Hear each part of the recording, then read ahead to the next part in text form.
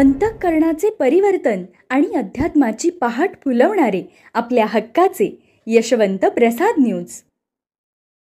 कुंडली कवरदा हरिविठ्ठल श्री ज्ञानदेव तुकाराम पंढरीनाथ भगवान की जय.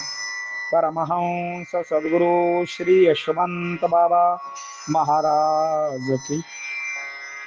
पार्वती पते हर हर हर महादेव हर. यशवंत हो जयवंत हो, यशवंत हो जयवंत हो, यशवंत हो जयवंत हो. सज्जन हो, आज 5 मार्च. ग्रंथ वाचण्यापेक्षा ग्रंथ होऊन जगावे भाग 1. श्री समर्थ रामदास स्वामी स्वतः ग्रंथ करते असून सुद्धा प्रसंगी अखंडित वाचित जावे, दिसा माझी काहीतरी लिहावे असा आग्रह करतात. त्यांचा दासबोध मनाचे श्लोक करुणाष्टके वाचली तर जीव ओवाळून टाकावा वाटतो. समर्थांना श्री महाराज मूळ पुरुष म्हणायचे.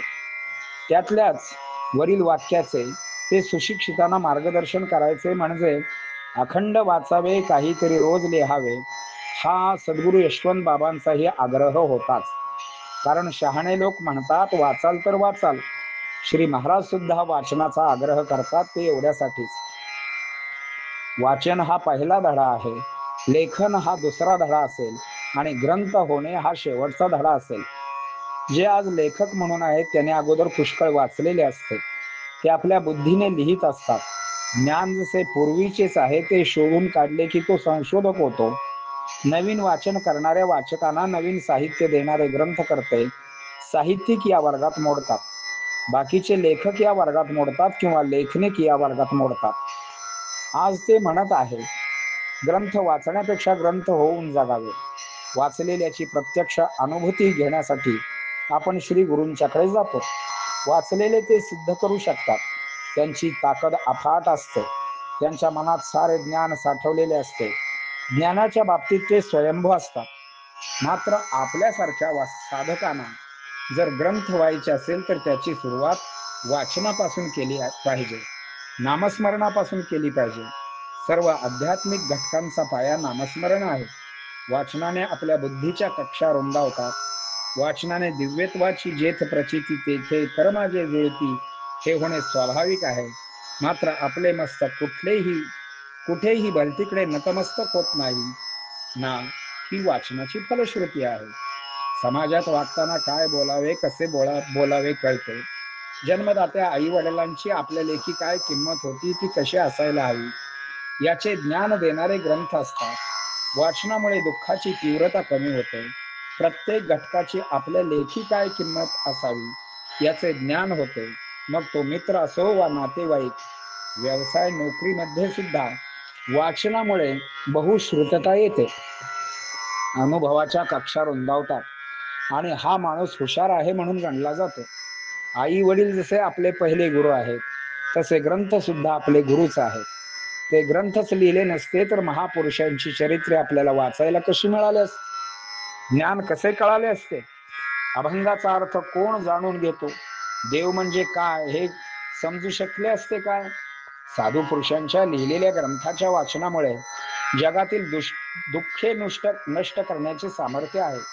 काही ग्रंथ वाचनाच्या फलश्रुतीनुसार फळही देणारे आहेत. वाचनामुळे नामामुळे श्री गुरुमुळे श्री गुरुकृपा व श्री गुरुकृपेमुळे संतपद वा मोक्षाचे ज्ञान अथवा आत्मज्ञान ही प्राप्त होऊ शकते. अर्थात त्याची सुरुवात वाचन व नाम.